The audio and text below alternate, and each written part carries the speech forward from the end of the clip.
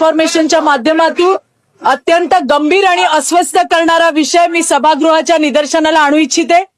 बदलापूर येथे आर्थिकदृष्ट्या दुर्बल महिलांना पैशांचा आमिष दाखवून त्यांच्या गर्भाशयातील बीजांड काढून त्याची बेकायदेशीरपणे विक्री केल्याचं उघड झालंय।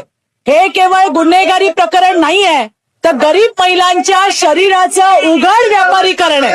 त्यांच्या गरिबीचा, असुरक्षिततेचा आणि आरोग्याच्या अज्ञानाचा गैरफायदा घेत त्यांच्या शरीराला बाजारातील वस्तू बनवलं गेलं। ही बाब अत्यंत वेदनादायक आहे। सभापती महोदय, पोलिसांनी तात्काळ कारवाई केली आहे। परवा तिघांना, त्याच्यानंतर एक आणि एक अशा 5 जणांना आरोपी अटक केलेत। 10 लाख किमतीचा औषध साठा जप्त केलाय। 3 विशेष पथक वेगवेगळ्या ठिकाणी छापेमारी करतायत, परंतु प्रश्न याच्यावर थांबत नाही। या रॅकेटमध्ये दलाल महिलांना अटक झाली आहे। संबंधित डॉक्टर, IVF क्लिनिक आणि व्यवस्थापनावर कारवाई करायला हवी। राज्यातली सगळ्या IVF ART क्लिनिकचं तात्काळ राज्यव्यापी ऑडिट व्हायला हवंय।